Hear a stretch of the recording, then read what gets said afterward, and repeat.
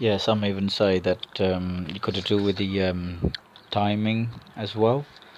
So, however, I discovered in YouTube the timing, you can, there's a way, some means to, hold the time in the same when you're taking it off, and then you can replace it. So, it's lots more than what we think when it comes to that. I mean, the front bumper has to come off in order to take the radiator off as well.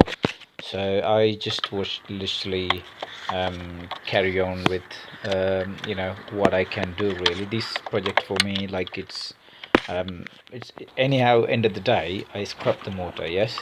So I thought like, why don't I learn something out of it? So if I get it right, and then I learn something, plus I love the motor. But if not, so right, still it's last to go to the scrap.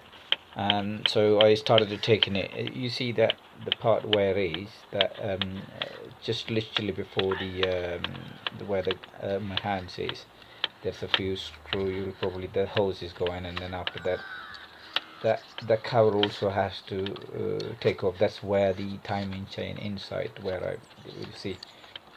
So in order to do that, you have to take the radiator, the fan you'll see there, and the bumper and all these. So that's how you can remove that cover where the timing belt is. So when I was removing it, I think this is the fuel, the what do you call the water pump. So all the hoses I take it. So when the water started flowing, then I realized that, oh, this is the water pump. So basically, for me, it's identifying the component of the vehicle. So it's useful if you don't know nothing about the vehicle. It's good to know. So because we hardly get opportunity. What is the mechanism behind a motor vehicle? So we always go to the motor mechanic, and you don't know. Some motor mechanic are really good and they really reliable and they trustworthy and they tell you the truth, but not everyone does. They always want you pocket money out. So if you go with something, they will come up with some of the things. So you don't want that to you. So if you know what's what, at least you know, is it worth to spend that money or right now, and I'm going for it.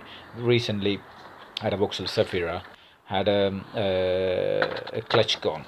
So I take it to the local mechanic. He said about £750 with the labour. So I thought like, well, that's a bit too much. That's not even worth the vehicle. So I thought like, okay, I'm going to scrap that vehicle. But anyway, stayed together. I'm going to do that next. I'm doing a bit of painting on my one of my project vehicle, and it's involved with the fiberglass and all that. So if you interested to learn more and um, like stay with us, and then I'll just go with it, and I would have done it this one long ago, but I thought like this time only reason I video this one to keep the reference. So when I put it back in again, so even if I before long when I'm doing it like when I'm changing the alternator and all that. So what I used to do, I draw the diagram and then how I'm taking it out. So I don't video or anything like that. So and I take the pictures how it looked like before. So it was really useful when I'm putting it back. So this time I done the similar thing. So I thought like, okay, I'm gonna record it everything. So I'm gonna keep it. And then since I'm in YouTube for so long and I'm learning many things from YouTube, so I thought like, why don't I upload these so others can benefit, so they can watch beneficially, one or the other. It's helping me.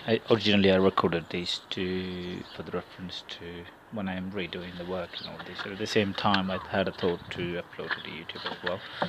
So now I have time, so I thought just edit it and then. But earlier, if you watch my previous video, I just uploaded as it is, and then it's useless. So nobody get anything out of it. So at least by watching it, you get the idea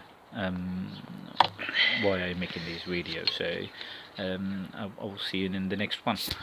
So thanks for watching. If you're watching until this time, thanks.